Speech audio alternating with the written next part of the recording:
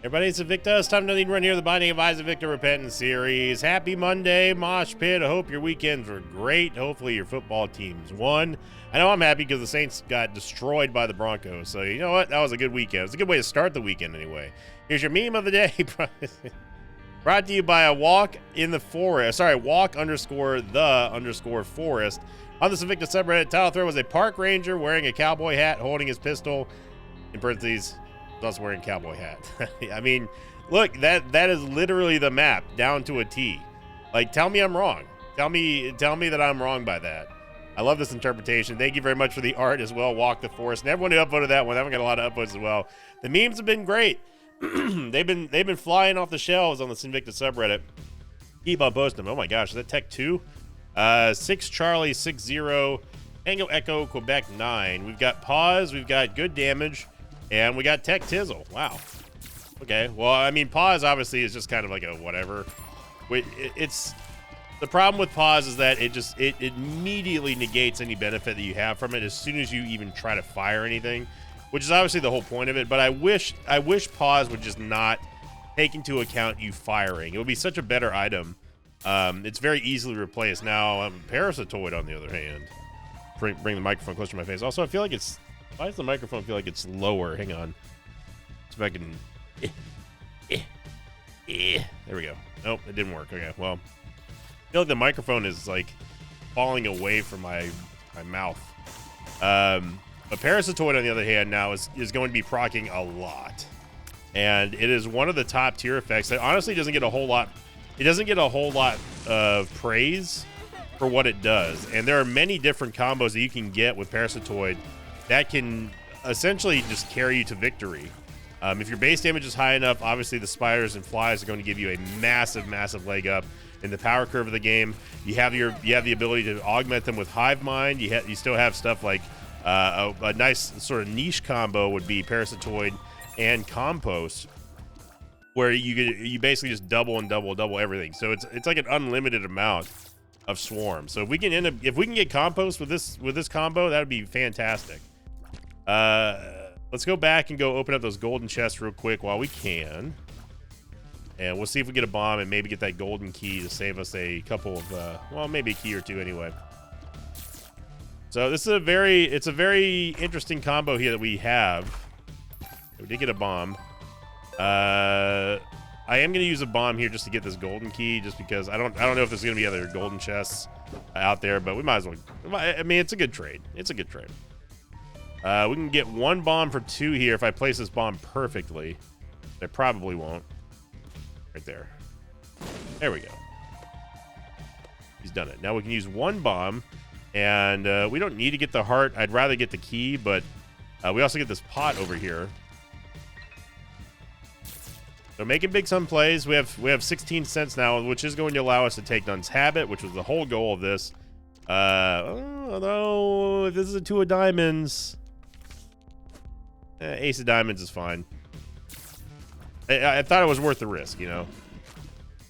We have enough leeway to kind of gamble here because we only need 4 cents. And we should easily be able to get that out of the donation machine if I really have to. Obviously, I don't want to blow up the donation machine, but I don't mind it. As we get no enemies, all right. Well, Old Dookie's going to give us plenty of flies here. So I'm going to wait until Old Dookie spawns a whole bunch of flies. And then we'll just execute them all with the Ace of Diamonds like that. Yeah, we didn't get a whole lot, but that's okay. Old Dookie. But yeah, a good start to the new week here. Technically, yesterday was the new week. I did have a very good rest last night. I rested my voice. I feel a lot better. The previous day, the other day when I was recording, I wasn't not feeling good. It was just very tired because I didn't sleep very well. Surprise, surprise, I know. I forgot to go in the door.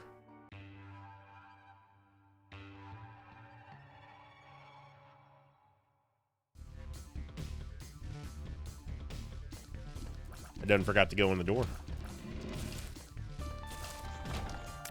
A mega horse pill, not going to be taking that. Nun's Habit is going to give us a charge on our spacebar item every time we take damage, regardless of the source. And this is something that I just recently spoke to my friend Bikini Body, Mr. Kini, over on Twitch. I mean, he's also on YouTube, of course. If you like Rainbow Six Siege, you know who Bikini Body is. And Keeney was telling me, I kind of don't want to D100 this, to be honest. Like, I really don't. The last time we had a D100 Roll Fest, it was just kind of middling. Like, it wasn't phenomenal. At least not that how I remember it anyway. But I was talking to Keeney, and he was telling me he would like to see some niche runs, like a sort of like an item showcase series. It's something that I've been thinking about doing, but I'm not sure exactly how to pull them off. I wish that the rules mod had ability to make a custom item filter, to where you could say, okay, only these items appear in the item rooms wherever they may appear on the seed, and then when you run out of items, they just turn into breakfast. Because then I could do a lot of creative things there. I don't know. I mean, that functionality might be in the rules. I do not know the mod well enough to go into like the whole scripting part of it. I wish I did, because then we could definitely make some crazy runs. But if anyone knows out there, post them in the comments down below. But I would love to have some kind of way of saying, okay, I'm going to have all of the 880 items, whatever, the passive items, show up, or really any items that show up, and I want to pick and choose, say, hey, you game, you can give me whatever seed you want, but I'm not going, but I only want to see these items, and like you can put as many of them on there, and then only those items will show up throughout the course of a run. That would be awesome. So yeah, an item showcase series. It would be neat to show like some of the more wackier kind of like, whoa, hey, we haven't seen this combo before. But then we had yesterday's video, which was one of those sort of naturally occurring, like, wow, yeah, I can't believe that we had Compost, we had Parasitoid. It's like, not Parasitoid combo. What do we have? What did we have yesterday? I'm thinking of the run that we had on stream. But I think that there's certain values there that they have a sort of charm and a sense of wonderment about them when we kind of like picture them naturally here, not saying like, hey, this is the wackiest combo you can get with Ipecac, or whoa, I didn't know that this combo happened. Here it is, like, you know, here's the full combo sort of thing. I think that finding the way that my videos are done, I think finding them naturally also has a lot of value. Oh man, Sack Dagger, pause. We're definitely going to be taking Lusty Blood. We're going to take Sack Dagger. Sorry, Succubus. Yeah, I'm not going to D1 Hizzle. I'm not going to forget to go in the door this time, though. I mean, we got a key out of it. That's fine.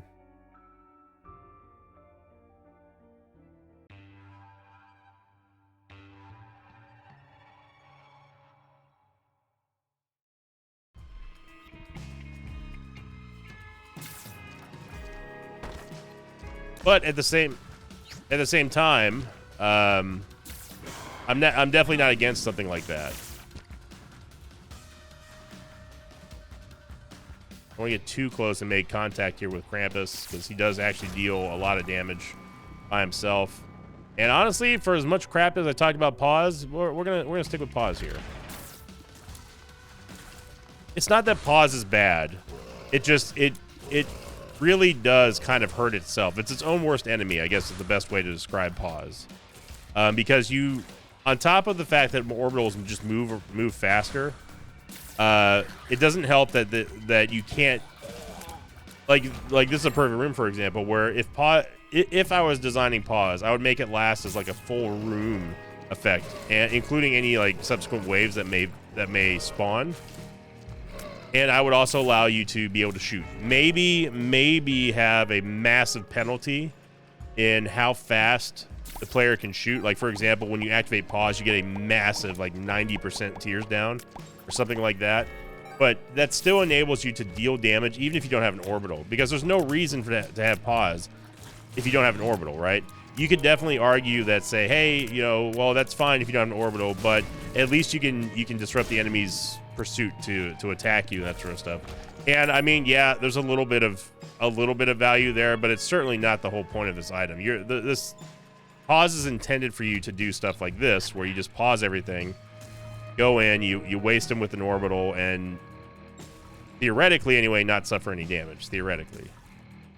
Another thing I don't like about pause is that it doesn't tell you exactly when it's going to expire. The enemies don't flash. There's no sort of audio cue or anything like that. You know, the button does the remote doesn't start beeping, or it doesn't start flashing or anything like that. So I would like to have a little bit of feedback from the game to let me know, hey, this item is the item effect's about to expire. But yeah, you don't take pause with the intent that you're going to use it to only displace the enemy's pursuit of you. It is intended to be comboed with an orbital, and since they nerfed orbitals in Repentance, that makes it a little bit more awkward to use, especially with them dealing less damage and also moving faster. It's just it's awkward. Have I mentioned it's awkward? It's awkward.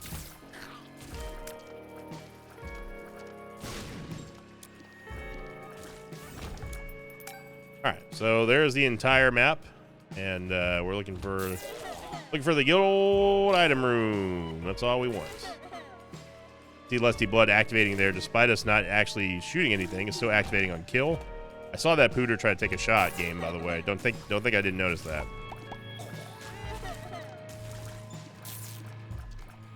But even like this run here, there might be some people who've never seen a pause combo with the orbitals before, and that's simply because most of the time, if I get pause, I just remove it immediately. I don't care about pause. You know, and that is a product of me being set in my ways just because I've played this game for so long, which I wholeheartedly admit that I'm guilty of not showing more of the sort of niche wacky combos. I've tried to say weak and niche at the same time. I try to say wacky and niche at the same time, and it came out with weak. You almost got me, game. You almost got me with that barrel. I saw it way too late, but I'm also just now realizing that our movement speed is actual dog water here. There we go. So, but yeah, you know, for me personally, I like showing off these sort of unorthodox combos whenever they do show up, in a naturally occurring setting. I think that is my preferred way to show sort of like, hey, this is something we've never seen before. Let's take a look at how it works.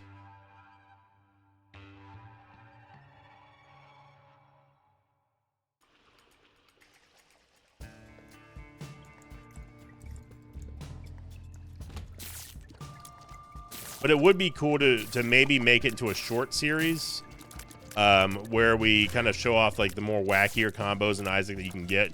And those would be, the short form stuff would be a lot easier.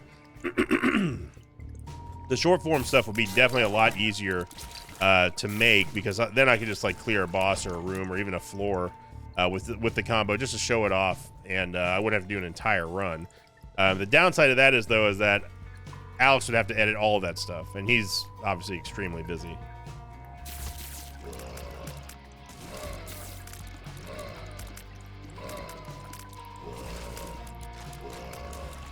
Parasite giving us a split beam here.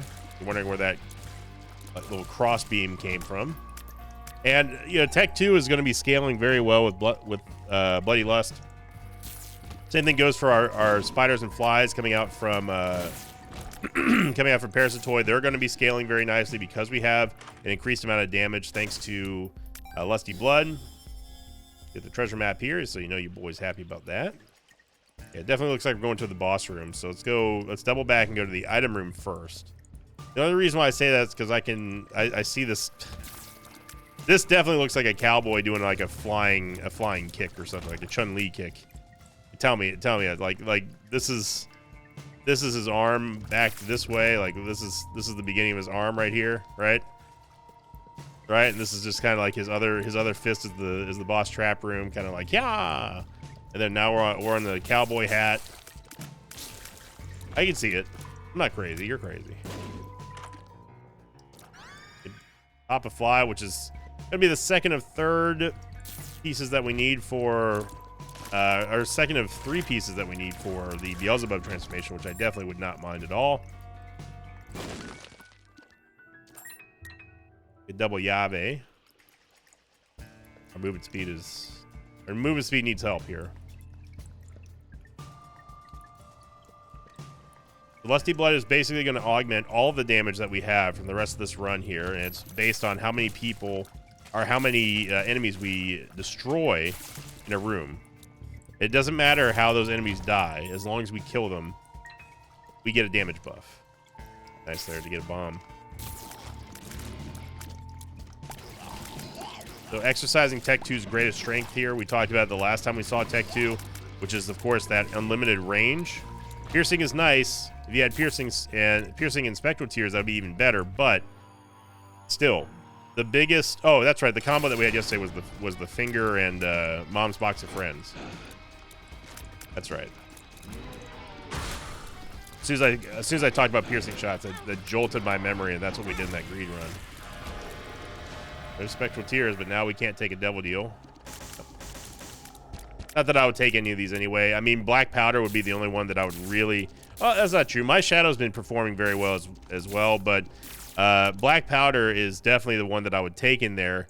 However, with this movement speed, I still wouldn't take it anyway. So go back. Let's get some moolah. And let's go into the shop. We could definitely play this Judgment. Spear of the Night's going to give us flying and spectral tears. One of the best items. One of my favorite items to see, really. Obviously, because we have flying, and then on top of that, giving yourself spectral combined with Tech 2 now is piercing spectral, and we're good. It's gonna be a good week if this is how this week's gonna start.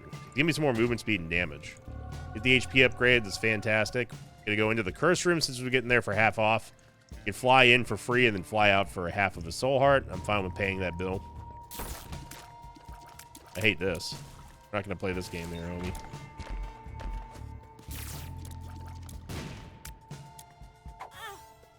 There we go. And of course, we got the full charge from Nun's Habit with us walking out. But yeah, the pieces are here in place. I'm liking the fact that we've got flying already. I'm liking the fact that Parasite plus Parasitoid is really working well with Tech 2. Doing nicely here.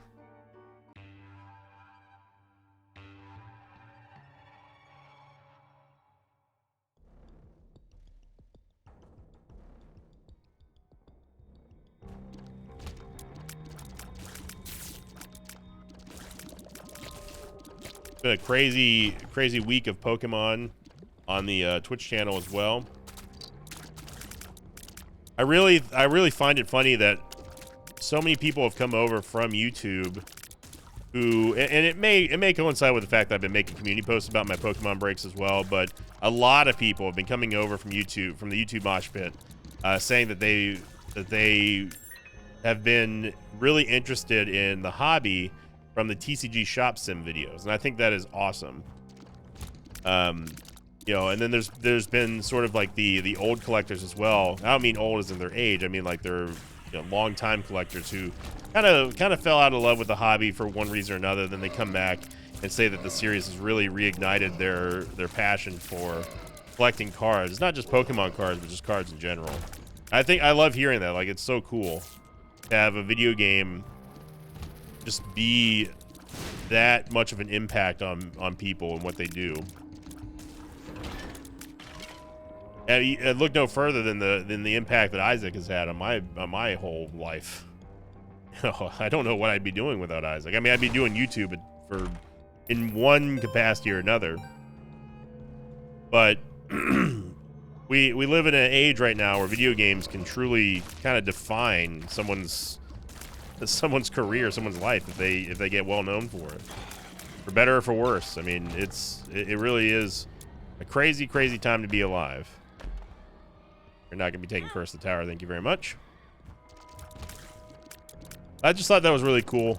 I like introducing people to new things, especially if it's stuff that I'm passionate about, because then I can sort of guide them and say like, hey, you don't have to do it exactly my way, but this is just the way that works for me. And that again holds true with Isaac. You'll get a lot of people coming in trying to give either advice or say, hey, you should be doing this and this and this. Even in Isaac, like, it still happens. And I'm not saying that they're incorrect. I'm just saying that the way that I do my Isaacing is pretty much not set in stone, but it's well seasoned. I don't mean like in a spicy category either. Like, okay, game. Thank you for the damage. It's not well seasoned like a steak or something. I mean, it's well seasoned as in like it's out of pure a decade worth of repetition. But I will. What is this going to look like? You know what? I'm down for it. Gives us a little bit of a tears up with Hookworm. I'm certainly not. I'm certainly not bendable. I'm flexible to a certain degree when it comes to Isaac, but it's easier for me to explain what works for me than trying to speculate what other people have done or some random advice that someone tried to give me. That stuff to me, I think it's unique because if you take TCG Shop Sim, for example, so many people will come out and say, like, you're doing this wrong, you should be doing this, and I will deliberately ignore that. It may not be the correct or proper attitude for that stuff, but it's just like, hey, how about you just let me learn on my own? Like, I think that we all come to the same conclusion at the end of the day when it comes to games and stuff. And whatever works. It may not be the perfect strategy or anything like that, but at least it's something that I'm comfortable with doing. And I really want to take Goathead here, but D-Bizzle, we don't have a lot of HP, and the problem is being compounded by the fact we still have 0.86 movement speed. So when you let D-Bizzle go back here and harvest these red hearts, which is going to cost us boss rush, but I think I don't care about boss rush at this point. We don't want to die.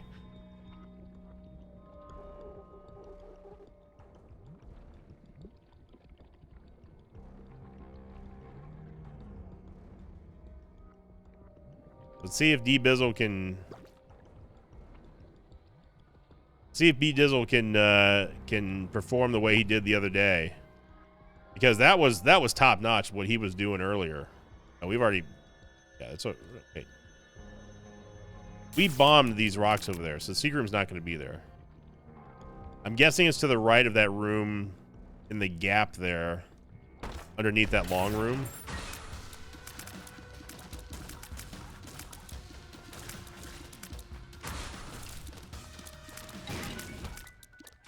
Or it's there, okay. Touche, game.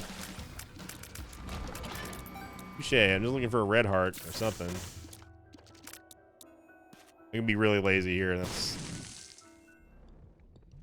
fine. But you would be surprised at how many people get fired up and angry because I don't take their advice or don't care about their advice or whatever. And it's those people, those commenters who do that, who get genuinely upset at me because I refuse to kind of like just bend to whatever style that they have. Those are the ones that made like Hollow Knight not fun anymore.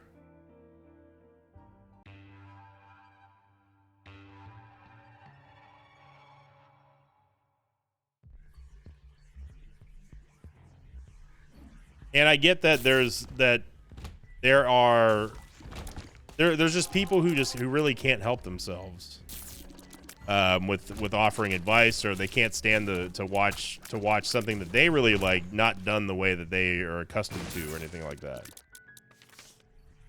And really it's just the difference of people who are able to be like, to just chill out and be like, yeah, you know, different strokes for different folks type thing. And then the other ones are just like, why didn't you do this? I've been telling you this and this and this and this and this.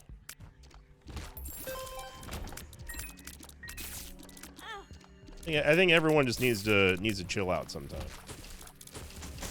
Let's just play video games. Let's just play games that we enjoy. Have fun. That's what they're there for. Games are not meant for you to get mad. They're not there to bring frustration and displeasure. They're there to give you something fun to do, and in some cases, a career. All rock. Might as well just nuke our movement speed down even further. At this point, we're taking fractionals and fractional speed downs and just you know, it's less impactful. Unless we had a lot of movement speed, then maybe I would be convinced to not do that. But like the other day, we had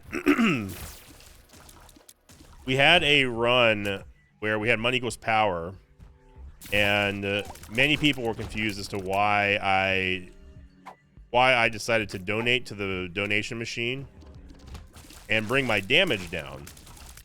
And there, you know, some people were speculating, like, you know, oh, there's some kind of strat or whatever. There's some kind of underlying strat that I'm trying to employ, and I promise you, it's nothing like that. I just see a donation machine, and I just donate to it. That's what we do. That's oh my god! Did you see how many spiders at? What in the world? Oh, we got hit, but I have no idea where all those spiders came from. Good lord, man. No devil deal, by the way.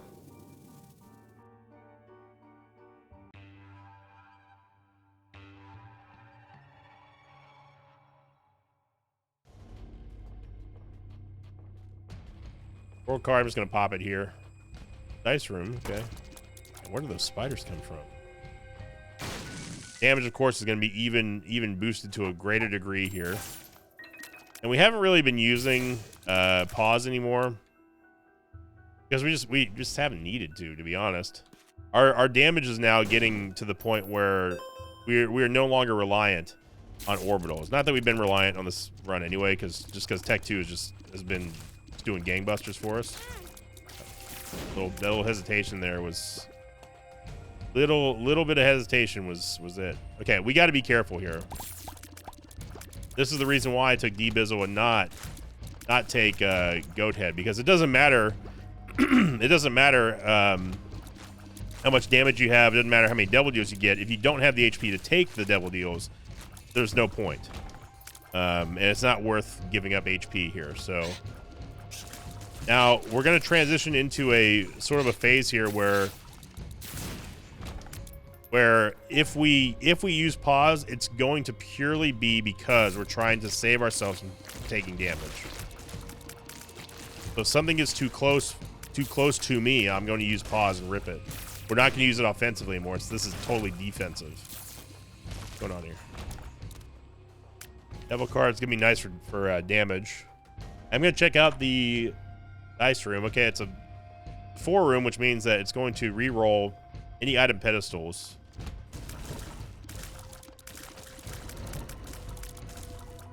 Gotta be kind of careful here with all this articulates flying around. Big soul heart right there. Chub. This is the non-buttless chub variety. Okay, so... well, Headless Horseman, we're probably going to take the mount because it's going to give us more movement speed. And then we can re-roll pause. I almost don't even want to go into the devil deal because there's not going to be anything we can get in there. So it doesn't really matter what the devil deal does. I think, however, don't quote me on this, I think the 4 room does not affect the devil deal. Yeah, it doesn't. Okay, so that doesn't matter. So at least we get a fixed movement speed upgrade now, that's huge. We've already had flying, which is no big deal. And then we get an HP upgrade with Magic Scab. So now if we really wanted to take Little Brimmy, we could. And we probably should, to be honest, only because we're trying to preserve Polar Invincibility, because we are in the danger zone right now. But flying and movement speed help out a lot.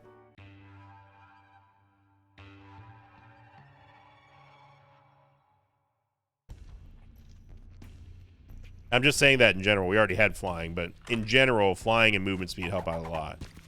And we have 3 soul hearts, so yeah, now we're definitely sitting pretty.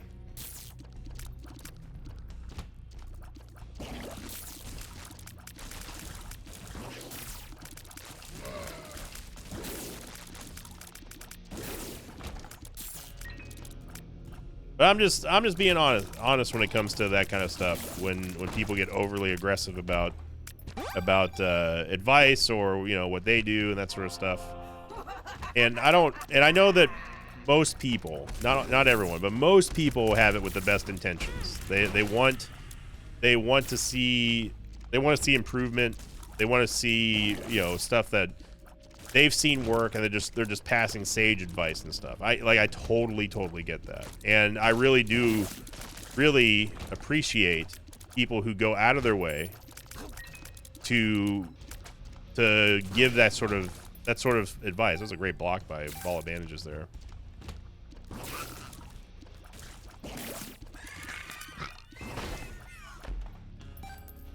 And it's not like there's ever been a time where I didn't learn something from someone in the comments or coming into chat saying like, hey, have you tried this? Have you tried that? It's just really, it comes down to just presentation, honestly, of how people present their unsolicited advice. But you also have to take into account that I've done this forever. And I just like playing the game. If I truly honestly cared about doing things the quote right way, or the honestly, I kind of want to go fight Hush. I don't know why. Got a wild hair about me.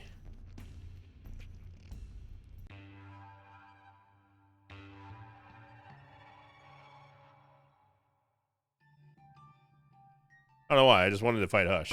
We have a devil card here. We have flying and movement speed. Feel confident. We can also use the pony's charge to dodge any sort of damage that we might have. Give me the intruder.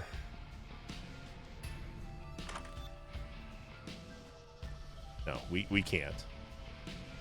I don't want to take Rocket in the Jar because this is definitely one of those type of situations where I will forget that we even have it, and I'm gonna hit myself.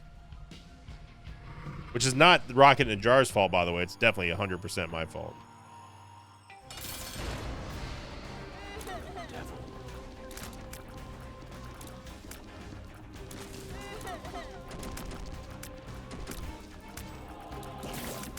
I think a nicer and more approachable way to give someone advice, to give your favorite YouTubers advice on games that they've played forever, is, would you consider doing this, or, you know, have you tried doing this, and this is the benefit that something gives, or whatever. That's definitely something that I'm way more interested in listening to than, hey, you should be doing this type thing, you know. It's just all about how you present your info, really. Because that's definitely the easiest way for me to just ignore this person, is by them telling me what I need to be doing. But I've always kind of been like that, though, even in the workplace and stuff. Unless, of course, it's your boss telling you, but yeah, that's different. And even then, I still don't respond well to that kind of stuff. It comes off more approachable and more like, hey, this person is trying to point me in the right direction, or trying to give some help, versus this person is telling me what to do. Does that make sense? This ramble may not make sense to some people out there. That's fine.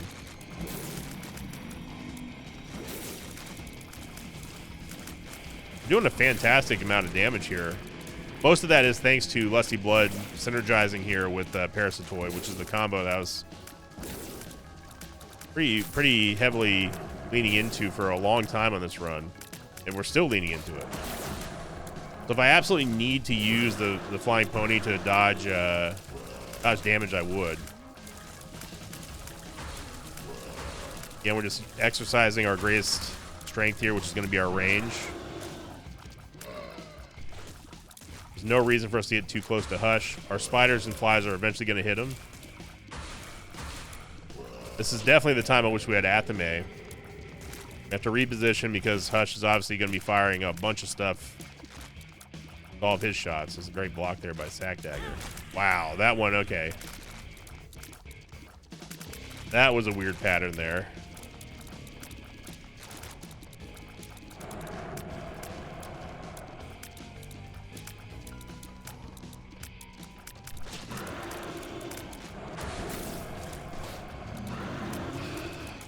We were getting trapped in that. We were super trapped in that corner there, and we still got hit anyway. I don't know what hit me there, but yeah, that one I genuinely don't know. All right, let's tighten it up here. We're getting a little bit too far down in the damage category.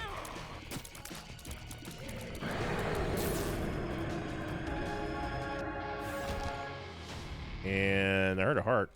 D-Bizzle. That was not. That was a little bit more damage than I expected to take 2 hits, but definitely not 3, 4. What are you? I don't know. I'm gonna bomb this just because I want to see what this is. High Priestess. Oh, thank goodness we didn't miss that. Unfortunately, I cannot buy this heart here for D-Bizzle. We're not doing Forget Me Now. That is a bad idea.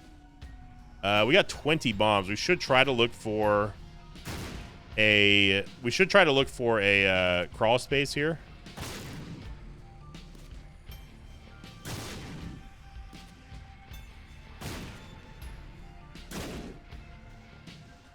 There's not always a crawl space in Hush's domain, but there sometimes is.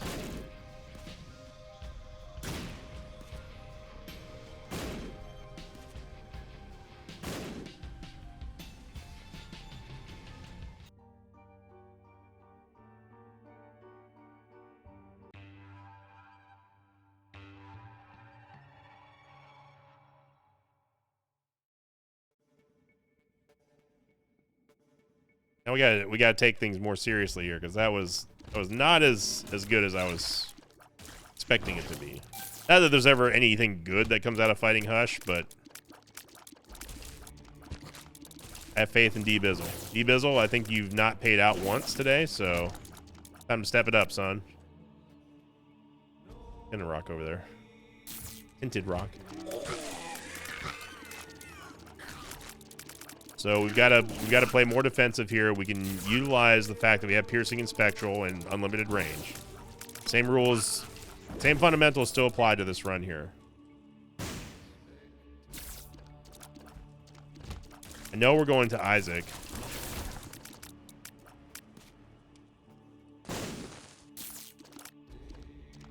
Okay.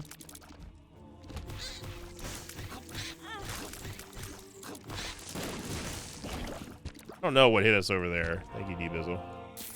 I think maybe the Eternal Fly clipped us. I'm not sure.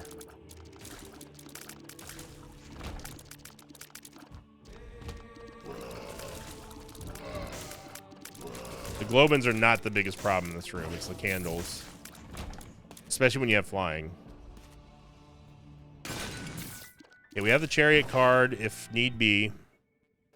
We could go back and look for some blue fires here. That's what Cathedral is there for. I saw that shot a second before it got blocked. I didn't even notice it until then. Yeah, Algiz Rune is going to be way better than a Chariot card. Although I'm gonna hold on to the Chariot card for now. We'll use the Algiz Rune against Isaac. Clutch payout by D-Bizzle.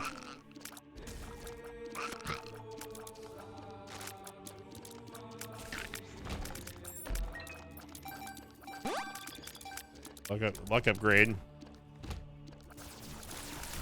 Certainly a thing.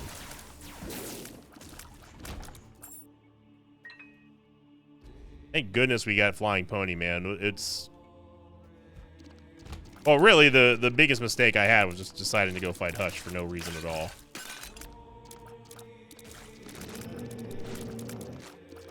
There we go. As you see there, our damage is totally competent to be at this level. But we got to hold on to our HP better, which is on me. Now, if we wanted to YOLO it, we could take the Algiz Rune and tap on the Confession Booth. That has potential to pay out with Soul Hearts. I think that's a little aggressive, but it is a play if we had to. Pretty sure the secret room's here. Get an Eternal Heart that's going to be good for 1 hit.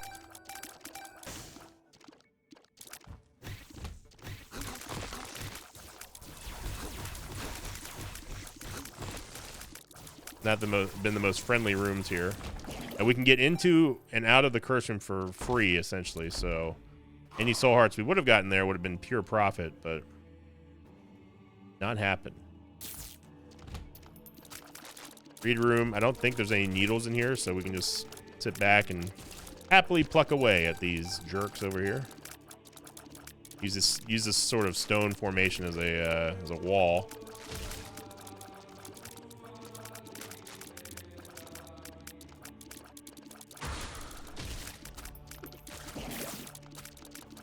Oh, we have little Brimmy. All right, D-Bizzle. Need a third and fourth soul heart here. Just one. Big time plays, son. Big time plays.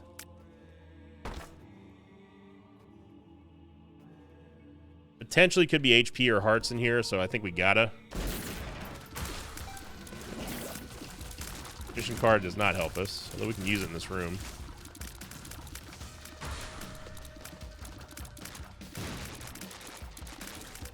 Gotta be careful because Parasite does weird things to physics sometimes. Could have saved a bomb there. We got a golden bomb. And golden bombs means that we are definitely able to take out every single fire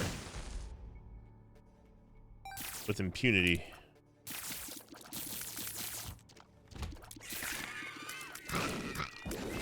Okay.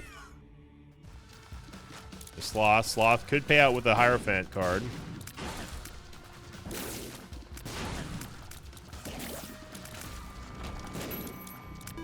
Spades. Doubles our keys. Of spades. So we need to find the super secret. Or no, we've already found the super secret room. Yeah, there's nothing else. So I think what we do is we use the chariot card first on the confessional booth. Looking for fires right now. We use it on the confessional booth and see if we can get lucky and get a soul heart or two out of that. I'm anticipating 0 payout, but I'm also kind of a pessimist in these situations. And I mean, and some people would say that I'm just a pessimist in general, which is not true at all. I'm a pessimist when it comes to Isaac situations for sure, because I know that my luck is just awful. It's been well documented.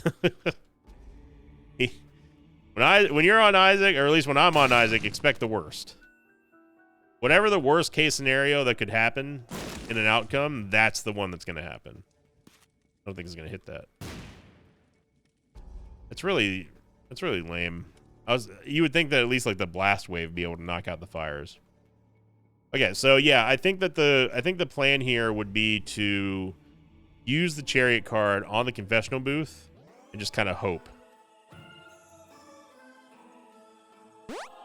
Hey, we got one. We got 2. Let's go. Wow, that was the best case scenario.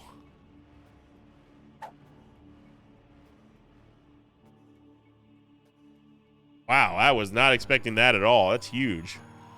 Okay.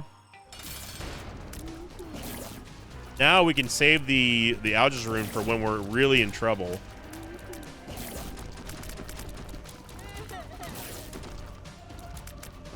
I think the second half of this run, starting with Hush, is taking longer than the first half, than all the other floors combined. But that's because, I mean, we gotta, sometimes you gotta hunker down.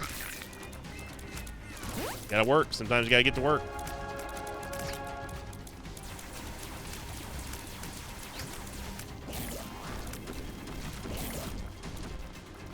Parasitoid continuing to show off just how good it is, and the potential of it can carry. Like Parasitoid can just carry you. It's a bunch of little spiders and flies that make a giant carriage and carries Isaac throughout an entire run.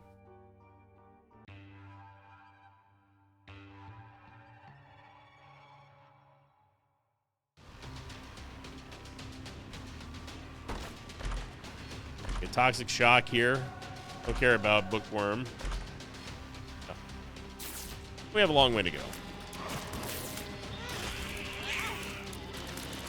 Okay. That's something we cannot have happen, is getting double tapped in every single room. And that is talk about the downsides of Visual Doo-Doo. That's one of the big ones with Parasite, with Cricket's body. I mean, Vuka had a question the other day about, actually Beelzebub's here is huge because that's basically going to charm all the flies that Blue Baby spawns, and that's how he got insta-gibbed in that one run. But that's what Vuka asked for one of the questions of the episode, which was, what would be the most Visual Doo-Doo that you could combo that you can come up with? And Parasite is one of them that really creates a big problem for visual fidelity. Not just because of the bit rate, but because it's very difficult to see with all this other crap that's flying around. I'd like to get my soul heart back, please. Thank you, D-Bizzle. So we are going to be able to get a dub here. We had to transition a little bit into a strategy layer at the end. Pause did very well for us. I knew the shots that they're coming out in a pattern where I was like, oh, this is just my parasitoid shots. I'm gonna pop the Alga's Rune. But Pause did a very fantastic job for us there. You saw the flies just absolutely own Blue Baby there. But MVP absolutely goes to Tech 2. It's a combo between Tech 2 and Parasitoid. Parasitoids especially carry us through there, and then getting buffed by Lusty Blood will absolutely take that. And then, of course, the Flying Pony helped out at the end. And D-Bizzle as well, I guess. Well, no, D-Bizzle did. But thank you for watching, everybody. Hope you enjoyed this episode. If you did, click the like button and leave a comment down below. Again, it's still the best way to support your favorite creators here on the YouTube platform. And thank you all very much for everyone who leaves those comment streaks and starting new comment streaks. We've had a couple people start a brand new comment streak down there as well. Again, thank you all very much. Hope you have a fantastic start to your week. And as always, I'll see you all next time. Until then, so long, everybody. Thanks for watching this video. Thanks to patrons of mine like Bradley Schoenheid, Yanis, and Marcelo Flores. If you'd like to have your name read at the end of an Isaac episode, check out my Patreon campaign, which you can find at patreon.com/Invicta.